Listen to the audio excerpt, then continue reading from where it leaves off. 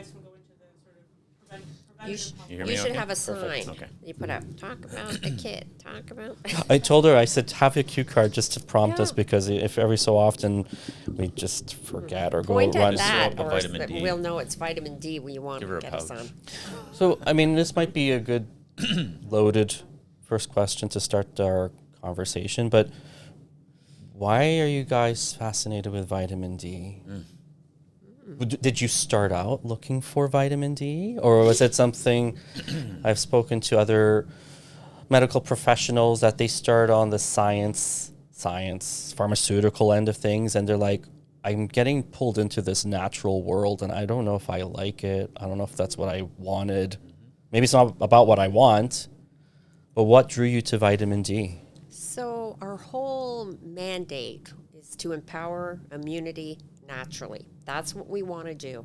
So before you can do that, you have to lay a foundation. We always think, be on a solid foundation before you decorate the walls, right? And hang all the fancy stuff. So we started to think, what are some of the foundational building blocks for the immune system?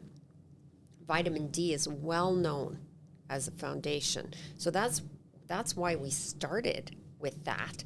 Plus, it's an inexpensive solution to empower immunity naturally, or to help. So we were trying to help Canadians. We started during the COVID season, and people weren't well. They didn't have a lot of tools in the toolbox.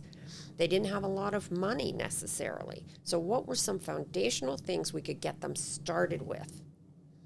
That's why we started with vitamin D. And now we're starting to decorate the walls, but there's no point adding a bunch of other stuff if your foundation's sinking sand, right? So the average consumer would say, why didn't my medical doctor tell me this? There's a lot to learn out there. So our team, we're immunologists. That's what we do. We're researchers. I've been at the University of Guelph for 35 years. So that's my wheelhouse. Whereas medical doctors, they have a lot of other stuff they're thinking about. Maybe they're not up to speed on vitamin D. Nobody's telling them. Is it taboo because it's natural?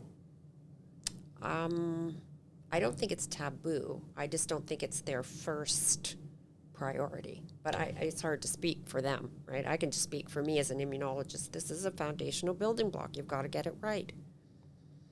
I think they're stuck in a rut there too. I would say my career, when I first started out at University of Guelph, my area was not nutrition. It was focused on actually immunogenetics and stress and how it affects the immune system. And so we first started doing work about 15, 20 years ago, looking at omega-3 fatty acids. And nutritional immunology was kind of quasi-science. Like there just wasn't the data to support it. And when we started doing work with omega-3 fatty acids, I was very humbled. I was like, wow, this has a huge effect. We've collaborated. I have a collaborator at Huazhong Agricultural University. She's a fish nutritionist. She actually got me into vitamin D before COVID. We did a literature review. She was knocking out genes to understand the pathways that are involved in. But it really came out during COVID.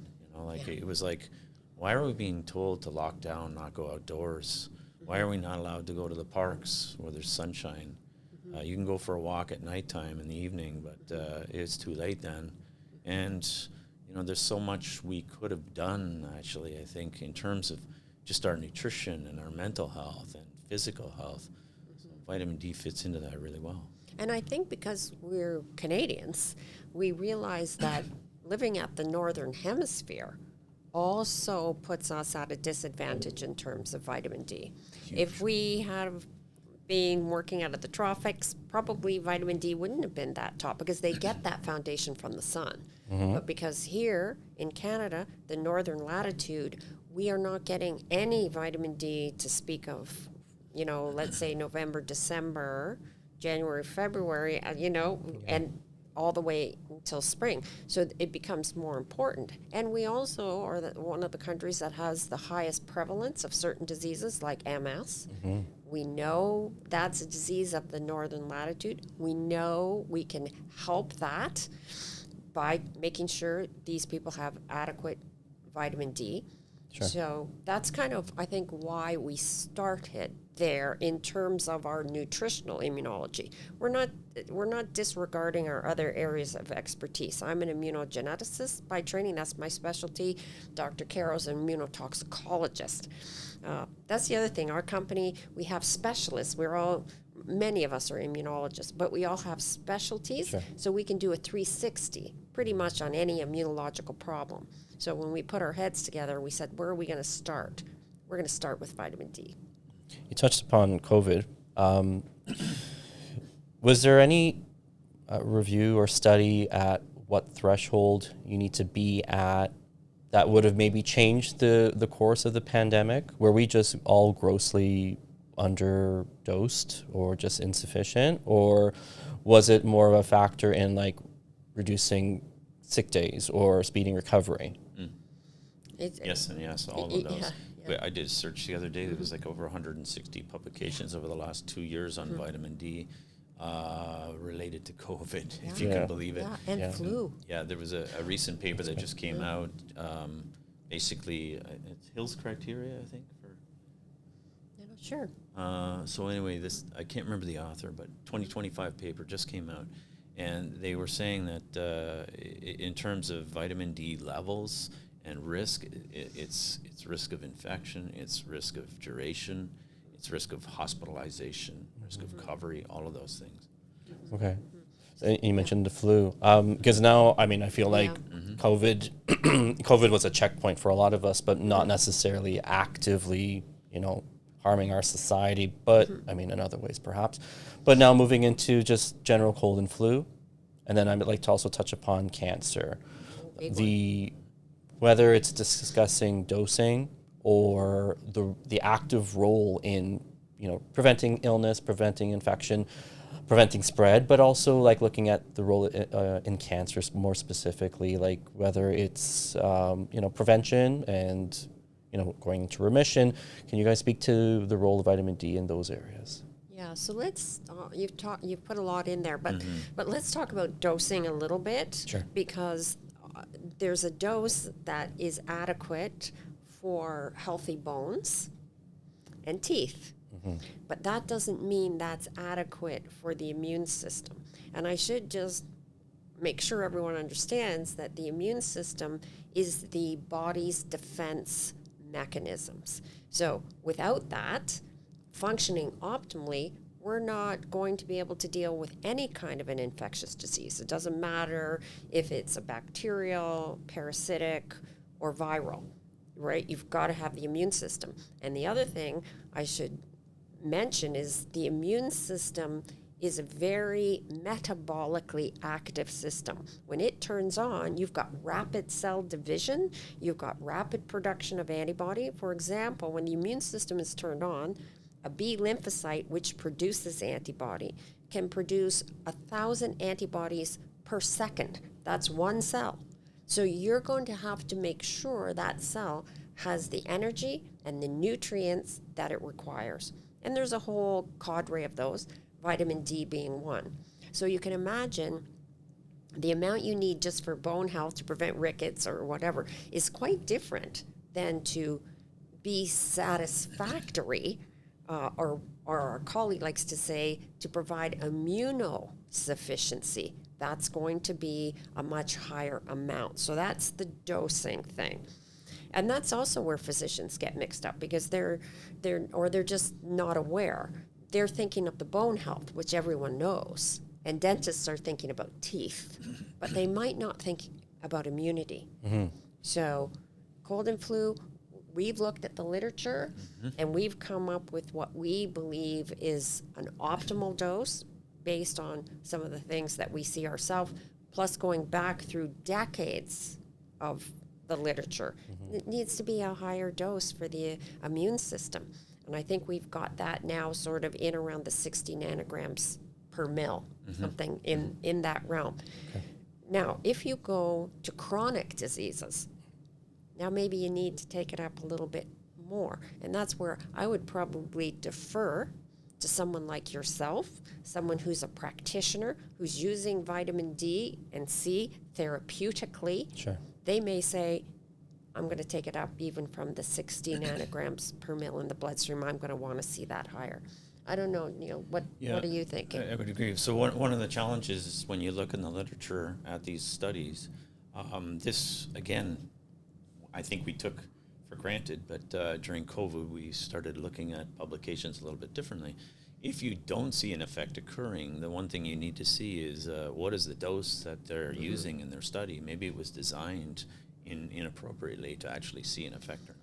So definitely the dose is higher for requirements of the immune system.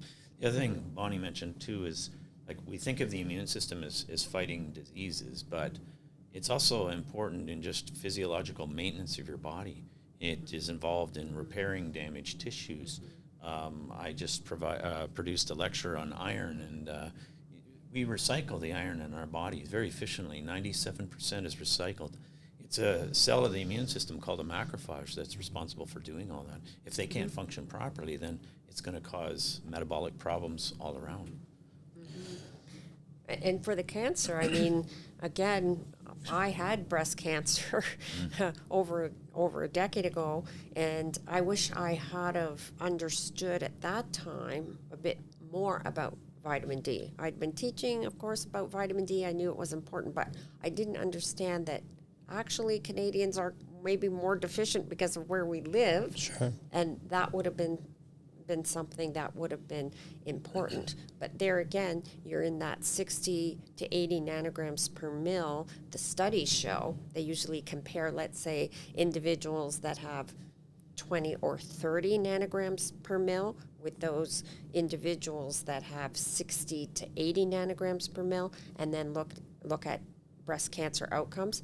It's significant. Sure. It's definitely significant. And the other thing I learned about vitamin D is it augments chemotherapy. There's quite a bit of literature on that. So even if you decide to go sort of the traditional route of Sure. cancer, the chemotherapeutic route, the vitamin D actually enhances how they work, which is quite fascinating. It is. I mean, oncologists might cringe to hear it, but It's true. The literature is clear. I know.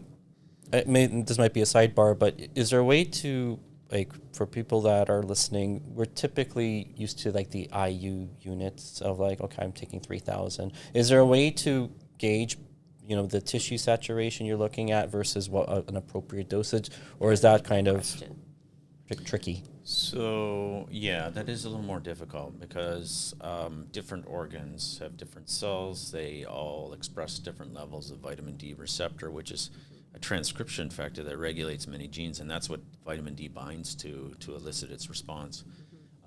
So we just measure vitamin D levels in the serum as a proxy to get an indication of what's available. And for example, if I had a higher body mass index, so I've got more fat stored because vitamin D is lipid soluble, it'll be stored in that tissue. I might require more in my diet to make sure that my free vitamin D levels are available because the fat is soaking up all of that. So is it, I guess, in a way, if you have high like visceral fat, could that be like a sink for vitamin D and like pull it away from the active? Exactly. And maybe in the long term that could actually be beneficial. Let's say, for example, you didn't have access to vitamin D, you lived way up in the Arctic, you had a high body mass index, and you're utilizing that fat because you're not getting enough food in the winter. That's freeing up the vitamin D as long as you utilize the fat. Yeah, there's the key. So we also know that people that are overweight, they actually tend to be more deficient in vitamin D, and they may need higher requirements. I think that also relates to the fact that visceral fat is often what we call an inflammasome. It's part of the inflammatory process, and it keeps the body inflamed. So one of the benefits of vitamin D is to modulate this inflammation. Sure. And if you're kind of working an uphill battle, if you like, if the person has a lot of visceral fat and they're sitting with this whole inflammatory process going on. So body mass index does play a role. Plus there are hundreds of genes that regulate the whole vitamin D metabolic pathway. A very well-known professor at Boston University, Professor Michael Hollup, he's published a lot on the genetics of vitamin D. So because of that, the amount of vitamin D you would require to put you in immunosufficiency will be different than what I require, will be different than what Dr. Karrow. So here's another motto from Immunoceutica, and that is test, don't guess. And that's why we have test kits. Thank you. That's a good, I was going to jump on that, but you made the segue for me. So now that we have the means to test, there's the take-home kit, and then there's the in-office reader. Yes. I know that Nature's Emporium in Woodbridge here, they've got the take-home kits for sale there. Speak about that. Speak about maybe the technology behind that, because a lot of people, they'll say, well, my family doctor gave me a rec. I still had to pay, but I got my vitamin D levels checked at the lab, and they said I'm fine. That bothers me a little bit. I'm like, do you know your number? And they're like, we said he was fine. So I'm like, okay. So maybe we're back to how is that physician interpreting it? Sure. Is he up to date on the immunology? Is he up to date on the cancer studies? Is he up to date on even the amount required for optimal athletic performance, right? So if he's working with an athlete, so what grid is the physician interpreting through? I think we can presume that the average GP is just looking at the range that's on the paper. Right. Mm-hmm. So and so the test may only provide sufficient or insufficient. That's correct. And so it may not be the doctor's fault for not disclosing what those concentrations were. Well, to them, their training or expertise is like, well, if you're in the normal range, then I'm not going to question it. Right. That's right.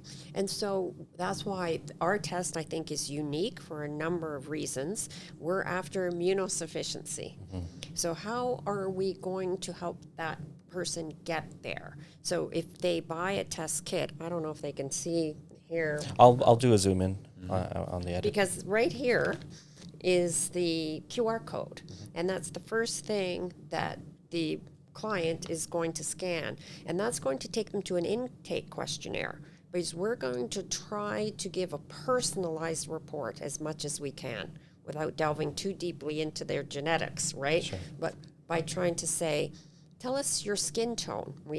They can pick. Oh, why would that be? That's because the darker the skin, the more melanin, the less efficient they are going to be at getting vitamin D from the sun. We're going to try and get a calculation on that body mass index that Dr. Karrow talked about. We're going to not want to know what latitudes. We're going to say precisely what city do you live in. Because if you live in Edmonton versus whether you live in Windsor, that's going to make a difference. We're going to ask, how often are you outside? Do you wear sunscreen? So this is personalizing it. Then we're going to measure the vitamin D, simple finger prick onto a card. You dry it, so it's a dried blood test. It goes back to our lab where we have a very talented manager who knows how to get the vitamin D off that blood card. And you are going to get a precise number, right? And you're going to get a chart showing, is this just sufficient for bone, or are you at immunosufficiency, or at the high end, the low end? And then we're going to give you a recommendation of how much vitamin D we think you need to take if you need to come up a little bit to get you into that range. But then we're going to say you better retest. If you're serious, I was very serious because I had breast cancer before. I don't want to get anywhere below that immunosufficiency mark. So I retested and said, oh, I'm not quite there yet. I need another drop, right?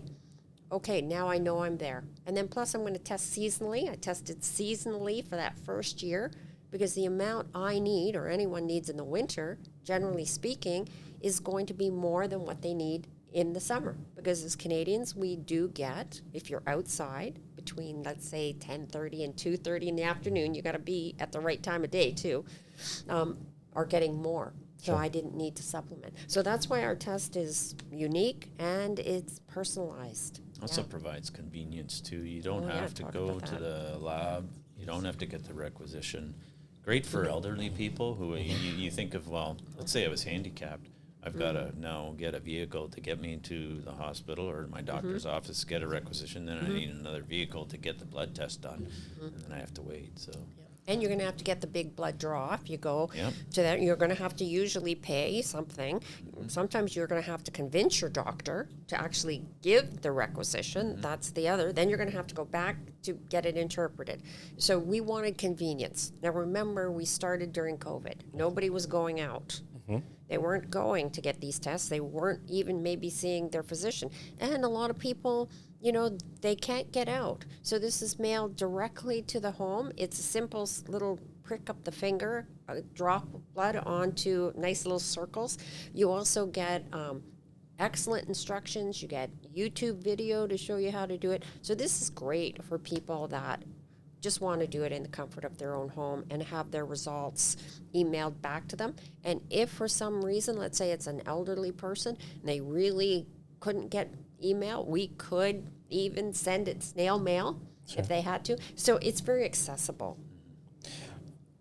I mean, the technology aside, because I mean, it's pretty amazing that you guys are able to like take a little dry blood sample and, you know, you can ship it to you guys and you get these amazing results. But I just find that it's drawing such great attention to the power of, you know, vitamin D specifically, the power that people have in manifesting greater health. Yeah. Because I feel, and the feedback from patients, and I think you guys can attest to it, that there's, whether it's suppression or just we are being diverted from a focal point of active healthcare, and we are in a system of like a responsive, like, well, we'll fix you when you're sick, as opposed to let's focus on prevention. And with an excessive amount of information on the web and social media, it's nice when individuals, doctors, immunologists, and teams like yourself that are like-minded understand the research, understand the demand and the need, and it has now kind of compressed that into something so user-friendly that you're literally saying, like, just check your number, and now you know if you're low. If you're low, you take this, and now you're actively taking care of you're taking a role in preventing disease, in possibly treating something, to even improve like education, because they will tell their family members, and they'll be an advocate, because people who take vitamin D regularly, they are healthier. Yeah. Is that a safe state? I mean, in a world where you're afraid to say something, I think the research can say. There's an excellent, and when I'm giving my presentations, I'm going over to Nature's Emporium later today, and I'm going to show them some of the research. But there was a great study on all-cause mortality. That's death from any cause. And they just said on those individuals that supplement and those that don't supplement. And there was, depends, if the skin was dark, they did it in the dark-skinned people and lighter-skinned people. In the dark-skinned people, there was a 60% reduction in all-cause mortality in those people that were taking vitamin D. In the lighter skinned, it was a 50% reduction in death from any cause. This is incredible. What a simple, inexpensive way. Is there something else that could tout that? Is there studies like that all-cause mortality, like 60 or 50% reduction? Smoking, something like that. Like, don't smoke. No, You know what I mean? It's things of that magnitude. But this is a huge and simple thing to do. Now, I have to say, we meet people all the time, right, that are supplementing. And they say, I'm fine, I'm supplementing, I'm taking this amount. Test, don't guess, because the amount Dr. Karrow has to take versus the amount I have to take is different. And funnily enough, you might think he's a big guy, he should take more. He takes less than I do. So test, don't guess. When we started this out, I was taking vitamin D during COVID. I was getting it at the local pharmacy, a little tablet, and when we got tested, I was really low, actually. And then we started our own product, which is in MCT oil. I didn't know that we needed to take it with oil. It was so high that I actually had to back off a little bit to get into that optimal range. Well, that's really important. I think a lot of people are probably just taking the standard little tablet, whether it's 1,000, and some of them may be adventurous and take 2,000. but it has to do with the form. And I know people talk about D3 and people talk about D3 and K2. Do you guys want to comment on that? That's Do that one? Yeah, sure. Okay. I felt like that would be kind of. We have two forms. We have a high dose, which is 2,500 international units. And then we have a lower dose, which has K2 in it. And I think it, again, depends on what your needs are. My colleague, he's a higher body mass index. He needs to take, I think it's around 10,000 international units a day. He's taking over that. He's 12,000. 12,000 now. So he's got a fairly big family, and I could see how that would be fairly costly if he took the vitamin D with the K2 to meet all of that. And then you're also taking a lot of K2. There's no evidence to say that that's a problem, actually. If you were to consume natto, which is a fermented soybean product, your levels would be so high that there is no upper limit that we're aware of anyway in terms of K2. So back to my colleague, he supplements with the high dose and then tops up with our lower dose that has the K2 in it. Sure. So the question is, what is the K2 doing? And we published a paper on that in, I think it was 2024. So it turns out vitamin K2 is produced by bacteria through fermentation. We do produce a little bit of it in our lower colon, but it doesn't get a chance to be absorbed. So we get it in our diet from fermented foods. And it modulates immune function as well, but it also helps to regulate calcium levels so that it gets into the bone rather than depositing in the blood vessels, which is where we don't want that. Or it gets to cells of the immune system. So I always just kind of say it in a very simple way. The job of vitamin D is to get the calcium from the digestive tract into the bloodstream. K2 makes sure it just doesn't stay there and sit there, because vitamin D toxicity, people go, what is that? It's hypercalcemia. Okay. Right? And the K2 makes sure that doesn't happen. And there are some now naturopaths and other individuals that say, you know what, you can pretty well disregard any problems of vitamin D toxicity if you're getting the K2, because you're going to avoid the hypercalcemia. I don't know, Dr. Karrow, how you feel about that. You're the immunotoxicologist, but Well, I was going to ask about vitamin D toxicity, but you kind of perfectly answered. he'll say more So about that, it's I'm more sure. an issue of the calcification. Correct, yes. Okay. Also, well, actually, I have a student he's just graduated. His whole master's project was on vitamin D toxicity, actually, in fish. So, yes, it regulates calcium, but also phosphorus in fish as well, which is really important for fish. So, it's primarily the calcium that you need to worry about. But the dose is, so high and for such a long period of time that you would need that to have an effect. I'd be more worried about other things affecting calcium depositing in your blood vessels. I have a curious question, and sometimes I'll ask, labs if they carry data on how often do you see excessively high levels versus the preponderance of times that most people are really, really low. Is it like 30% of people are probably in the range they're supposed to be, 60% are too low, maybe 10% are too high, something like that? To keep it simple, toxicity or over recommendation levels would be extremely rare. Deficiency, like 1 in 100, 1 in 1,000? less than that. Wow, okay. And I would say that's good to know. Should ask vitamin D Ruth. deficiency. That's is she's extremely off camera, common. but that's why I kind of.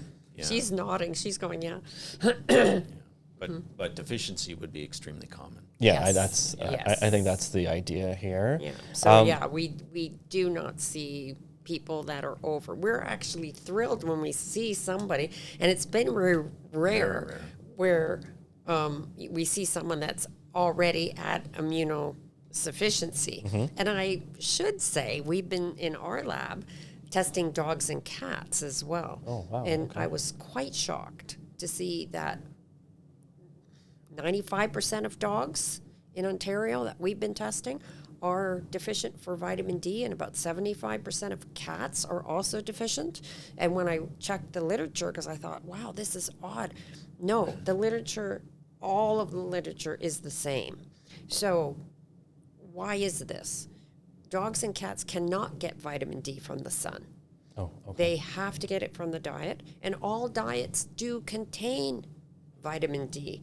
But as it turns out, I thought, it should be sufficient, you'd think. No, it isn't. And then we said, well, let's see if there are products on the market that would be especially for dogs and cats to help them with the vitamin D. There are not. There were none in Canada. So Immunoceutica developed something we call Pet D, which is specifically formulated for dogs and cats. I think this is really, really important. And we're working with holistic vets, including some right in this area, Dr. Sasan Hagyat from Newmarket. And he is using it in his clinic all of the time. So I think that's important. It's not just humans that are deficient. Wow. It's our pets as well. And we could talk more even about livestock, because chickens, to make sure they form the egg shell, you have to make sure they get enough vitamin D. If they don't, that egg shell will just break. You'd never That's the calcium, get I it. presume? That's the calcium again. You'll and never again, get it. so Yeah. the animal nutritionists formulate diets based on the calcium requirement. They're not thinking about immune function either. Yeah. So we've Good also point. tested livestock too. And lo and behold, if an animal's out on pasture like sheep, when they come into the barn in the wintertime, their vitamin D levels drop as well. Oh, wow. Yeah. So, I mean, there's one question, and they kind of merged from what you were speaking from. I was curious about any longitudinal studies of the average vitamin D levels. Like, let's say 50 years ago, did the average person have similar vitamin D levels as now? I guess the hidden question is there a deficiency creeping into the food supply where if our animals are deficient in vitamin D when we eat them, do we get less vitamin D from them?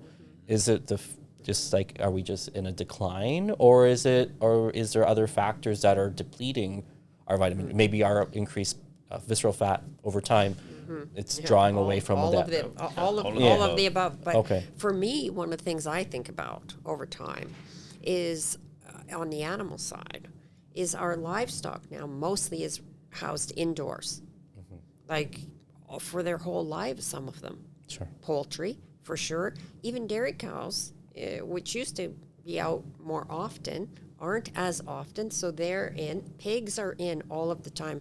We tested pigs, they're terribly deficient in vitamin D. So, of course, when we go to indoor housing, we're going to increase this problem.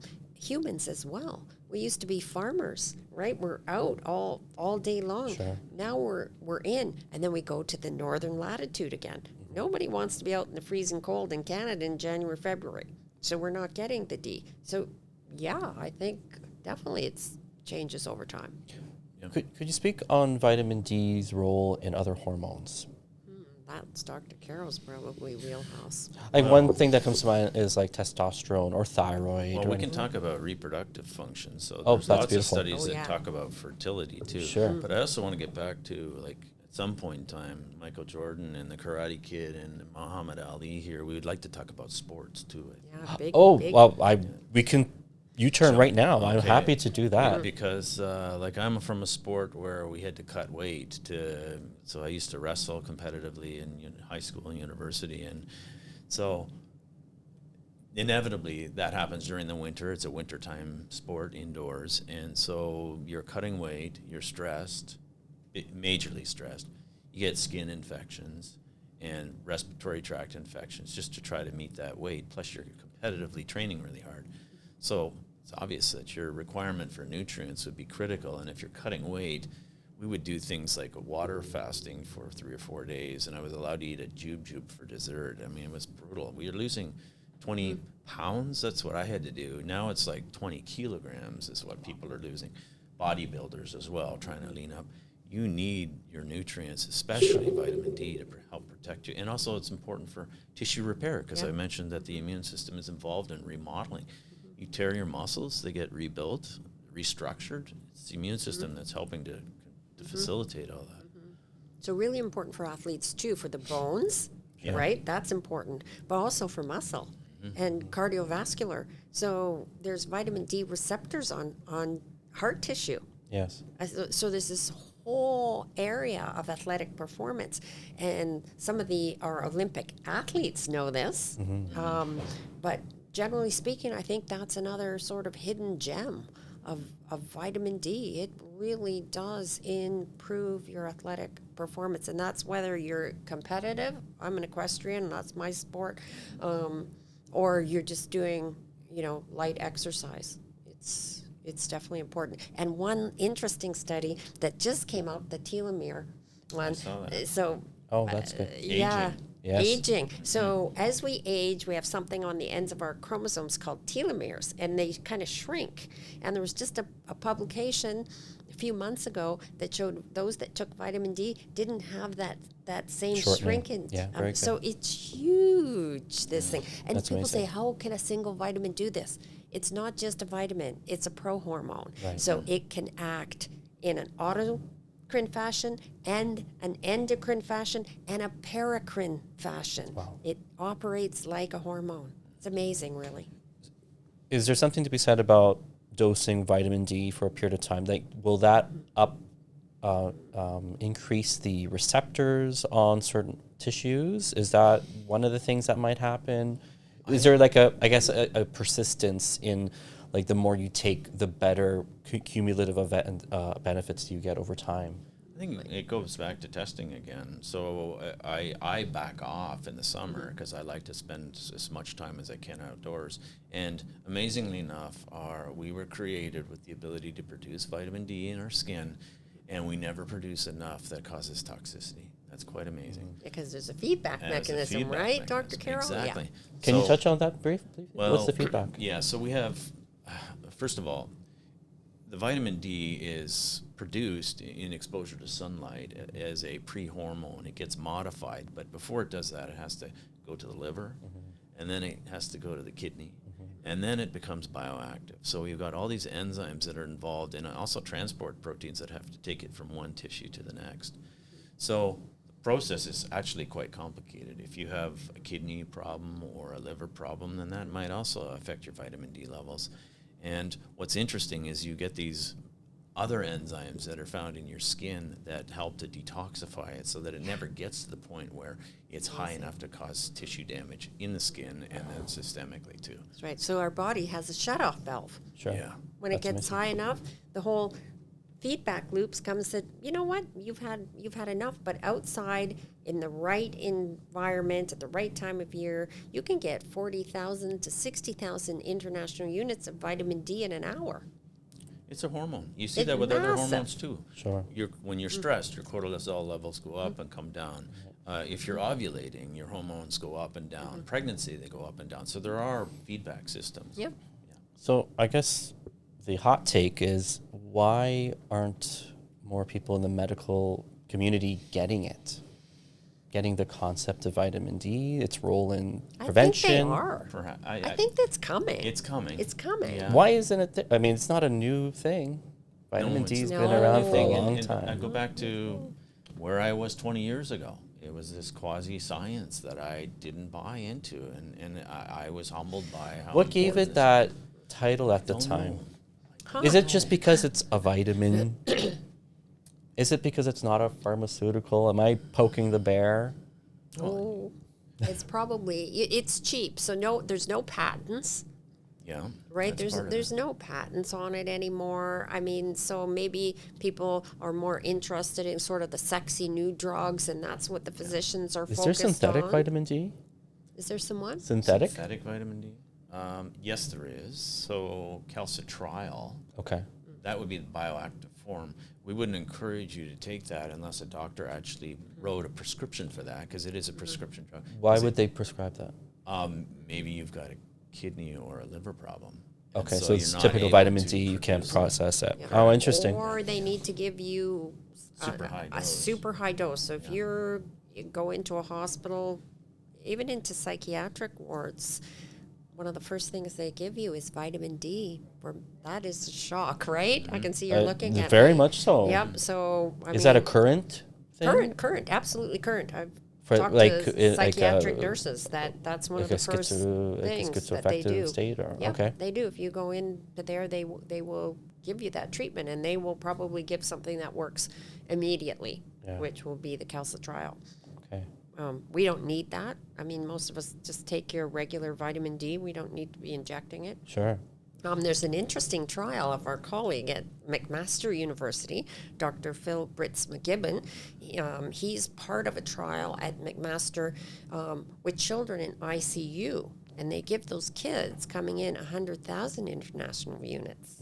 And we're waiting to see. I presume? I'm not sure just if it's IM, but that's what they get in a bolus dose, right? And I can't wait to see the outcome of that. But obviously, they're not super concerned about toxicity. I've got that graph in my head. It peaks at 5 or 6 days, and then their blood levels do, and then it goes down, and within about 30 days, it's back down to where it was again. Now, do you remember how they were giving that? I'm guessing it was probably IM. Yeah, but I can't just recall. I'd have to go back and ask him. But it goes to show you that it's important. It's important just for everyday health, but it can be important therapeutically. We just need to get the word out there. I think that's part of what we're doing at Immunoceutica. Let people know, get in charge of your health. Test, don't guess. Yeah, and I think there's a big role for naturopaths and other functional medical doctors Absolutely. to offer the test. We'll be offering Yes. the in-house test as well. And I mean, most of our patients, they're already taking vitamin D or have taken vitamin D. Maybe not at the right dosing. Maybe they're taking That's it blindly. the trick right now. So Not the now right it's the dose. education of like, where are you? Where do you want to be? Yep. And then test again to Yep. see that you're actually there. Yep. And then, in the summer, that's a different story. But our summer's not that long, It unfortunately. isn't. And I made that mistake. I thought, okay, I'm out a lot in the summer. I don't think I need any vitamin D, so I didn't take any. And then I test it. Sure. And I go, whoops, I'm way below optimal. I still need a little bit. For me personally, I still need 25 international units per day in the summer. And the other thing is, people go, oh, I'm outdoors. But you're not out at the time of day at this latitude where we're actually making a good amount of vitamin D. So I would be going out after work and thinking 4, 5, 6 o'clock, that's okay. Not really, it isn't. She's changed her lifestyle. When you call her on the phone, she's out for a walk in the middle of the day. Yeah, She's yeah. become a snowbird, too. Yeah, get to Florida as That's often as good. I can. I think there's something to be said about that type of, like, maybe a 2-phase day where it's like you have your morning and then maybe between 10 and 2, you lay low or you get out. Get outside. And then you can have like a second wind. I mean, that's Yeah. very European, I suppose. Yeah. But I mean, Yeah. they must know something that we don't. Is there any studies about vitamin D levels with longevity in other parts of the world? Oh, a lot of the studies have been done in many parts of the world because I they're can't think about the blue zones. I'm just wondering their vitamin D levels. I mean, whether it's well because people have. I was just talking to some people who had, came from the tropics, and they said even there, because they have changed, adapted more to indoor life and wearing all kinds of sunscreen. So lifestyle has even affected those who live in the tropics, not as much as maybe in the northern latitudes, but definitely it's still a problem. Another hot topic, if you can touch upon it, is the role of sunscreen. There's a lot of information people like saying, stop it. There's other people that obviously like, I would have skin cancer if I didn't have it. I presume vitamin D has a protective effect? Well, it's funny you mentioned that because so we are collaborating with a professor down in the U.S. He has isolated different metabolites of vitamin D, and some of those metabolites actually are photoprotectant, produced in the skin. And so eventually what we were hoping to do is produce a product that is like a topical that would help with wound healing and also protect against excessive sunlight, something natural. At Immunoceutica, we have all kinds of ideas. We can do so much. We just We have a need... small pocketbook. Yeah, we have a small pocketbook, so we could get these things out faster because there's a lot yet to be done. Like with the sunscreen, first of all, let's get sunscreens that don't have any toxic elements, but let's get sunscreens that maybe also provide some vitamin D instead of blocking the vitamin D. Because that could maybe promote some of those protective chemicals of the vitamin D variants. Yep. That's a cool concept. I was 10 thinking, minutes? We thinking got about- about 5-10 minutes. you asked why doctors don't advocate this more, and I think it's partly about timing. And I'm looking over at Amanda. We both went to the same camp together, and each year there was a motto. Our motto was "Each one, teach one." And so I think this is a great opportunity for people like you to spread the news to other people. Maybe one doctor will hear, and then pass that knowledge on. So it is about timing. And I was part of that timing. It took me 40 years for me to realize how important nutrition was in our diet. Well, it's, there's been a lot of areas like that. I think of the whole area of psychoneuroimmunology, Huge. even the endocrine immune axis, the Yeah. gut immune axis. When those disciplines started to come to the forefront, people were very skeptical. A lot of pushback in terms of the scientific community too. Yeah, Yeah. big pushback from the scientific community. I remember, because I was a PhD student when the whole first psychoneuroimmune axis was discussed, and all the profs at that time say, "Oh no, it's snake oil, whatever."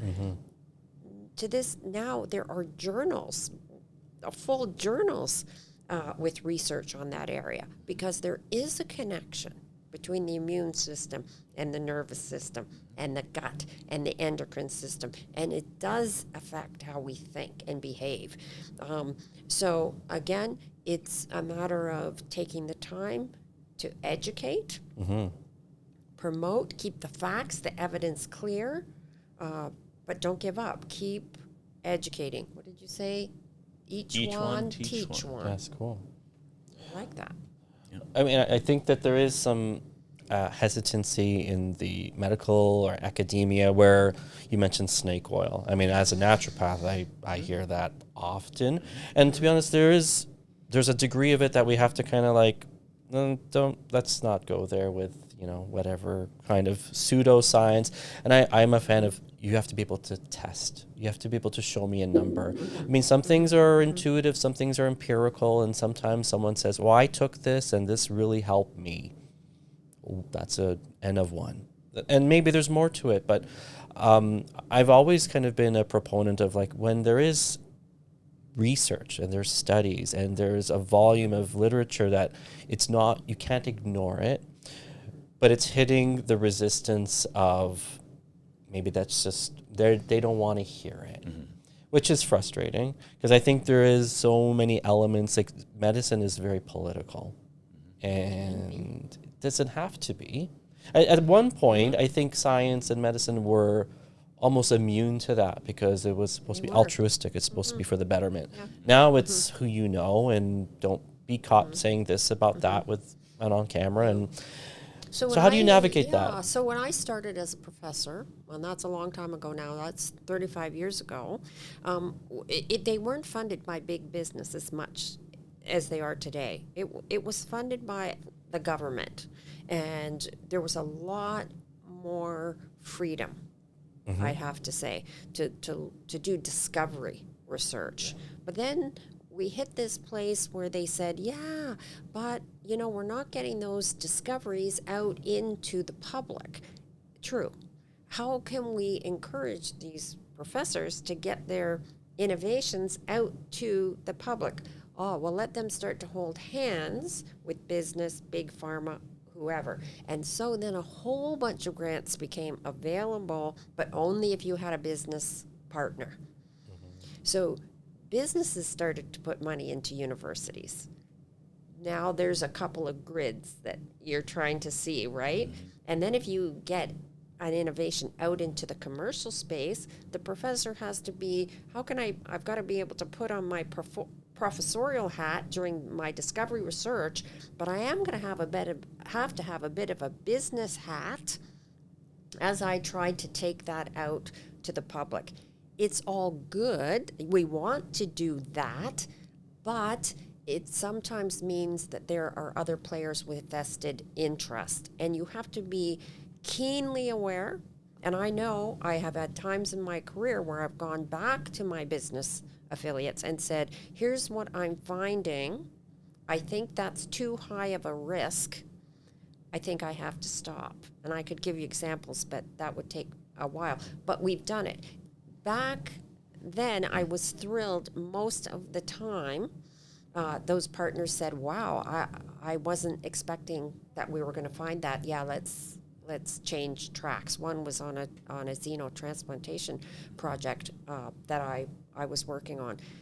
Today, sometimes there's so much money invested in a particular product that the industry really doesn't want to hear there's a problem. So you see now universities are under huge pressure, professors, to wear so many hats and appeal and appease so many of these players.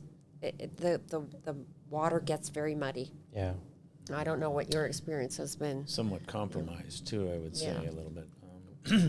So it goes back to timing too. I was thinking about when I was a kid, my grandmother switched us all over to margarine because butter was bad for you. And then we find out years later that hydrogenated vegetable oil is not good for you. So the science evolves, and we heard a lot about the science during COVID, for example, but we only heard one side of the science. We didn't hear the middle, and we didn't hear the other side. I think we need to be open to that, or science isn't doing what it's supposed to do. Science needs to be transparent. We need to encourage debate. I'd love to hear. If I'm forming a team, I always want to have people that disagree with me on that. How iron sharpens iron. How am I going to be sure that what I'm thinking actually holds weight, that those arguments are sound? If you just talk to the choir, no, you've got to just try and hear what the other side is saying and get it open and let the public hear. That was the other thing that didn't happen during COVID. They were so afraid. Science must not be fear-driven, right? It must be evidence-driven. But their fear got in there, and they were afraid to hear any of opposing views. I think give the public the facts. They will sort it out. They're not stupid. Don't assume they are. Maybe it's not because we're stupid. Maybe because we'll start seeing the holes in their logic. Oh, they're evident Yeah. for anyone that wants to look. Thank you. Thank you both, doctors. Immunoceutica, vitamin D testing, take-home tests, in-office testing. What's the term? Is it like 15 minutes, 30 minutes? How long? 15 minutes, right, Arus? Yes. You get results right into the appointment with your doctor. TriHealth will be one of the first to offer. Nature's Emporium down the street, Woodbridge, they'll have the take-home tests for purchase. Anytime you guys want to talk, it's a pleasure. Thank you so much. Thank you for having us. Thank you. Yes, thank you for having us. It's been a pleasure. Very educational. Thank you. Thank you.